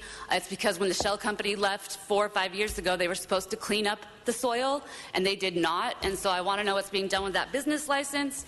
Mr. Cedillo, who's not here, there you are. He had asked what can be done as far as the officers. What can be done is if LAPD officers, please, if you would just shift your visual down a foot, maybe while you're out patrolling, and pay attention to the children in the area. What's going on? The kids, oh, there's a girl in a pink jacket over here, there's this going on, so that when things happen, you can recall that from your memory. Us adults who are acting crazy, we'll still catch your peripheral up here, but if we shift that down just a little bit, then the ease of attention to trying to find out what we're doing and how we're trying to ruin the community will just be eased back a little bit on everybody. It's a real easy thing. Shift your visual down a foot. Other than that, there are good things you can be doing, and I'm about to run out of time. There's a Facebook group called So We Do. We are going to elect a seat. That seat will only voice what that website suggests. Either way, I am grateful to the Creator for the opportunity to burn in hell, because I'm still part of this process of refining, because it condenses as steam and comes out on the other side as streams. Thank you. That completes our public comment today of this day. Mr. Clerk, what is before us? Mr. President, Council has motions for posting and referral. So ordered. The desk is clear. Any announcements, members? Mr. City Attorney, you have a special announcement. Mr. City Attorney? Do I need to hand you the memo right there, Mr. City Attorney? Today is Carly's last day here. Carly O'Connell. O'Donnell, right? Come up here right now. His daughter was an intern in my office. I was trying to get the proud daddy to say something nice about his daughter. She did a wonderful job and is a great student. We're very proud of you, Carly. Give her a big hand, and your daddy and your mom. Boy, your mom. I think your dad. Thank you so much. Come up here. I'm getting him. Thank you. Order him up there, Mr. Clerk. Thank you. Where are you going back to school again? University of Colorado Buffaloes. Go, go Buffaloes. Members, any announcements at this time to salute this? Dion? And for the record, I am very proud of her. Very good. Yeah, put that in the record. Good comment there. One announcement I have out on Ventura Boulevard. Great crews of our Bureau of Street Services will be doing curb-to-curb repaving this weekend. There will be some inconvenience, but if you're out on Ventura Boulevard late at night, you'll be detoured safely around the zone as we get it done overnight. No announcements. Any adjourning motions? We do have adjourning motions. Sergeants, ask the audience, members, staff, please stand for adjourning motions. Mr. Parks. Thank you. I'd ask that we adjourn in memory of Julius LaVon Chambers, who was born in Mount Gilead, North Carolina, October 1936, passed away August 2013 at the age of 76. Julius was a tenacious North Carolina civil rights lawyer whose house was bombed and office torched as a result of his advocacy. He decided to study law after an attorney in his town refused to help his African-American father collect a $2,000 debt that could have been used for Julius's education. Over the years, his opponents also set his car ablaze along with his father's general store and garage business, but Julius, known for his unflappable nature, persisted. He came to what was known then as the North Carolina College at Durham in 1954, graduated summa cum laude in 1958. He received a master's degree in history from the University of Michigan and studied law at the University of North Carolina at Chapel Hill, where he received his law degree with high honors in 1962 and admitted to the North Carolina bar. In his first year of practice in Charlotte, he took on 35 school desegregation cases and 20 suits charging discrimination in public accommodations. In '64, he opened a law practice that became the state's first integrated law firm. He and his partners won cases that shaped civil rights law, including Swan versus Charlotte Mecklenburg Board of Education regarding school busing. In '65, he filed a restraining order in cases that led to integration of the Shrine Bowl, an annual charity football game between the best high school players from North Carolina and South Carolina. In 1971, ruling in the case mandated crosstown busing and highlighted the power of the federal courts to intervene when local public school systems head en route to full integration.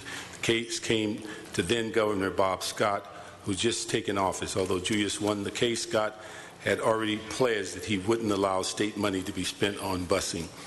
In the Supreme Court, he helped overturn dual seniority systems for white and black employees. Another Supreme Court victory eliminated employment qualifications that went beyond the demands of the job, a case that proved as beneficial to women as to blacks. Julius won 8 cases, he argued, before the U.S. Supreme Court. In '84, he became a director of the NAACP Legal Defense and Education Fund in New York. He returned to his home state in 1993 as chancellor to his alma mater, North Carolina Central University, where he served for the next 8 years before resuming private practice. The North Carolina chapter of the NAACP called Chambers a man of tremendous courage. A statement issued by his law firm reflected that he passed away after months of declining health with no specific cause. He is survived by his 2 children, 3 grandchildren, and funeral services are pending. Mr. Buscaino. Thank you, Mr. LaBonge. Colleagues, I ask that you would join me in adjourning in memory of Salvatore Russo, dear friend of the family. Salvatore Russo was born in Trepido, Sicily, Italy on December 22nd, 1935. To Ambrosio and Giocanina. He passed away this past Sunday, surrounded by his family. He is survived by his loving wife, Serafina, for more than 53 years. His sons, Ambrose, Russo, Benny, and Paul daughter Jackie, grandsons Andrew, Dominic, Salvatore, Nicholas, and Jacob, granddaughter Alicia, brothers Nunzio and John, sisters Vincenza Ferrara and Rosa Pena. He had several brothers and sister-in-laws, nephews, nieces, and numerous extended family members. He was a commercial fisherman. Sal was also a member of the Trapido Club of San Pedro and the Italian American Club. A funeral mass will be offered this Friday at noon at Mary Star of the Sea Catholic Church. Interment will follow at Green Hills Memorial Park. Visitation will be tomorrow night from 1 to 7 with the rosary following at McNerney's Mortuary. May Salvatore Russo rest in peace. Thank you, colleagues. Thank you very much. See no other adjourning motions. Go ahead and serve the city of Los Angeles well. Every day is a blessing. This meeting is adjourned.